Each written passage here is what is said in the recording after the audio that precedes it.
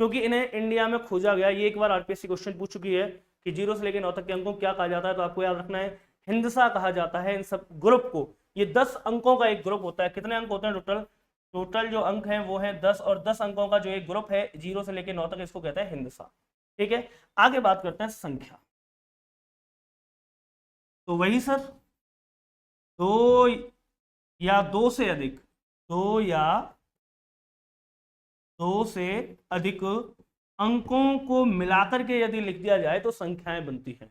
0 से 9 तक तो अंक है, 9 से ऊपर आप चलिए, 10 है, 11 है, 12 है, 15 है, 1500 है, 1700 है, ये सब क्या है? संख्याएं। मतलब दो या दो से अधिक अंक लिख दिए जाए तो क्या बनती है? संख्याएं बनती। चलिए यहां तक क्लियर हो गया। संख्या पद्धति की हम बात कर रहे हैं। मैंने आपको बताया 0 से लेकर 9 तक के अंकों को हिंदसा कहा जाता है, और जो हिंदसा है वो अरब साइड में गए, हिंदू अरबिक नंबर कहलाए। और हिंदसा को आप याद रखेंगे कि कुल कितने अंक हैं? 10 अंक, इनको हिंदसा कहते हैं। और संख्या क्या होती है? दो या दो से अधिक अंकों से मिलकर के क्या बनती है? संख्या बनती है सर। दो या दो से अधिक अंकों से मिलकर के संख्या बनती है। अब बात करते हैं अपन संख्या की। तो देखिए, ये जो संख्या है, इस संख्या को सर हमने डिवाइड कर लिया 3 पार्ट। कितने पार्ट्स कर लिए? 3 पार्ट कर लिए, 3 हिस्से कर लिए संख्या के। पहला जो हिस्सा संख्या का आता है, ठीक है, वो है, हम कह देंगे उसको वास्तविक संख्या, जिसको हम कह देते हैं रियल नंबर। ठीक। दूसरा जो पोर्शन हमारे पास आता है वो आ गया, मान लीजिए आपका काल्पनिक। काल्पनिक संख्या मतलब कि imaginary number, real number, imaginary number. और थर्ड आता है सर जी सम्मिश्रित, एक मिनट,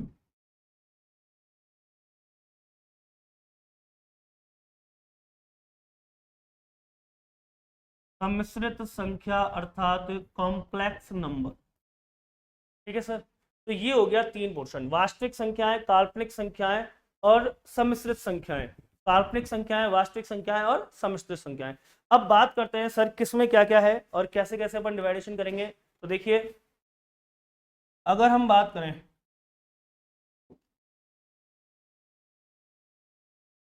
वास्तविक संख्या, काल्पनिक संख्याएं, पहली बात तो ये कर लेते हैं काल्पनिक संख्या क्या है। देखिए, वे संख्याएं जिन्हें आयोटा द्वारा दर्शाया जाता है। किसके द्वारा दर्शाया जाता है? आयोटा द्वारा, मतलब ऐसे दर्शाया जाता है, जैसे एग्जांपल के लिए हमने ले लिया 3i, 5i, 6i, है ना, इस हिसाब से, या फिर 7i ले लिया। रूट में आने वाली वे सभी संख्याएं जो नकारात्मक होती है काल्पनिक संख्याएं कहलाती हैं। जैसे -5 किस में आ गया सर? रूट में आ गया। -7 किस में आ गया? रूट में। तो ये जो रूट में आने वाली ऋणात्मक संख्याएं ये काल्पनिक संख्याएं कहलाती हैं। बात करते हैं सम्मिश्रित संख्या क्या है। तो सम्मिश्रित संख्या वो सुन लीजिए, जब हम वास्तविक संख्या और काल्पनिक संख्या दोनों को एक साथ लिख देते हैं, जैसे 5 + √-7, ठीक है, तो ये जब वास्तविक संख्या और काल्पनिक संख्या एक साथ लिखी जाती है वो कहलाती है सम्मिश्रित संख्याएं। ठीक है, तो याद रखिए, वास्तविक और काल्पनिक संख्याओं को एक साथ लिखा जाता है, सम्मिश्रित संख्याएं कहलाती हैं। और काल्पनिक संख्याएं वे संख्या जिन्हें आयोटा द्वारा दर्शाया जाता है, जो ऋणात्मक घनमूल में पाई जाने वाली संख्या है, सॉरी वर्गमूल में, ऋणात्मक वर्गमूल में पाई जाने वाली जो संख्याएं हैं वो कहलाती हैं आपकी काल्पनिक संख्याएं। चलिए अब देखिए, कंपटीशन की अगर हम बात करें तो काल्पनिक संख्याओं का यूज नहीं होता है सर कंपटीशन में। इमेजिनरी नंबर, आप बीएससी कर रहे हैं तो बीएससी में काम आएंगे आपके लिए, लेकिन 12th में भी है, लेकिन जो काल्पनिक संख्या है वो कंपटीशन में कहीं यूज नहीं आ रही है। कंपटीशन में यूज आती है ओनली ऑन वास्तविक संख्या। अब वास्तविक संख्या क्या है? Real number. वे सभी संख्याएं जो अंकगणितीय संक्रिया करने के काम आती हैं, वो सभी संख्याएं जो अंकगणितीय संक्रिया करने के काम आती हैं वो कहलाती हैं सर वास्तविक संख्याएं। जैसे, तो सुन लीजिए, वास्तविक संख्याओं में वो सारी चीजें आपकी आ जाएंगी जो भी आप रियल लाइफ में प्लस माइनस जोड़ सब कुछ करने के लिए काम में लेते हैं, अंकगणितीय संख्याएं करने के काम में लेते हैं, काल्पनिक को छोड़ करके। जैसे, तो वास्तविक संख्या का अगर मैं आगे डिवाइड, आगे देखिए, आगे ना करके मैं यही लिख देता हूँ क्या क्या इसमें आ जाता है। वास्तविक संख्या में सबसे पहले आता है आपका प्राकृतिक संख्या, फिर आपका आ गया पूर्ण संख्या, होल नंबर, फिर आपका आ गया मान लीजिए सम संख्या, फिर आपका आ गया इसमें विषम संख्या, फिर आपका आ गया परिमेय संख्या, ठीक है, फिर आपका आ गया अपरिमेय, ठीक है, फिर आपका आ गया भाज्य संख्या, अभाज्य अर्थात प्राइम नंबर, फिर आपका आ गया सह अभाज्य संख्या, को प्राइम नंबर, ठीक है। प्राकृतिक संख्या, पूर्ण संख्या, सम संख्या, विषम संख्या, परमेय संख्या, अपरमेय संख्या, भाज्य संख्या, अभाज्य संख्या, सहभाज्य संख्या, फिर इसी में आपका पूर्णांक आ गया, ठीक है। पूर्णांक पूर्णांक दोनों प्रकार के, धनात्मक पूर्णांक और ऋणात्मक पूर्णांक आ गए, है ना। जीरो जीरो, हाँ जीरो का आपको याद रखना है, जीरो ना तो धनात्मक है ना ही ऋणात्मक, और ऋणात्मक जितनी संख्याएं हैं ये बातें भी आपको याद रखनी है, माइनस का 4, माइनस का 2, माइनस का 6, माइनस का 8, ये जो संख्याएं हैं जो ऋणात्मक है, वो ऋणात्मक संख्याएं कभी भी सम नहीं होती, ना विषम होती हैं, ये ऋणात्मक पूर्णांक कहलाती हैं। हाँ यदि 4 होता, केवल 4 होता तो ये सम संख्या है, लेकिन माइनस का 4 सम नहीं है सर, ये भी याद रखना। बहुत ज्यादा कंफ्यूजन होता है बच्चों को कि सर माइनस में 4 आ गया सम है, नहीं है सर। माइनस में 6 आ गया सम है, नहीं है सर।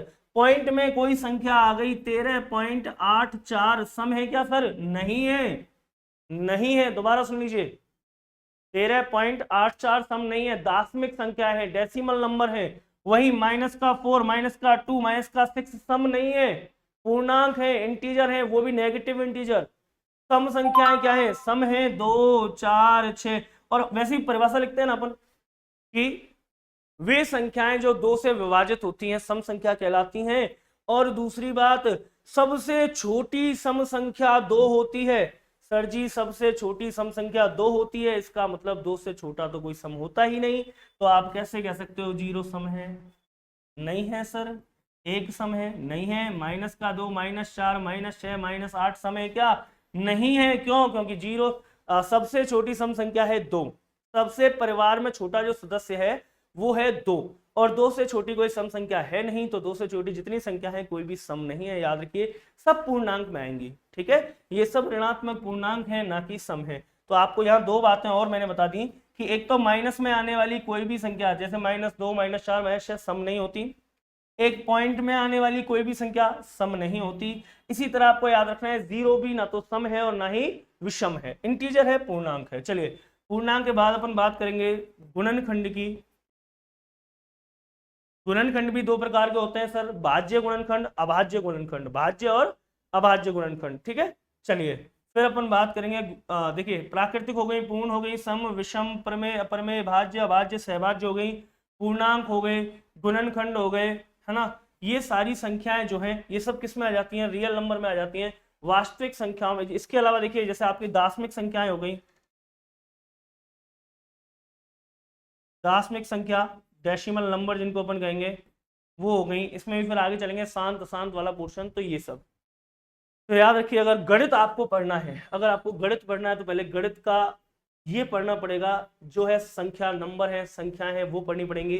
और संख्याएं 3 प्रकार की, वास्तविक संख्याएं, काल्पनिक संख्याएं और सम्मिश्रित संख्याएं।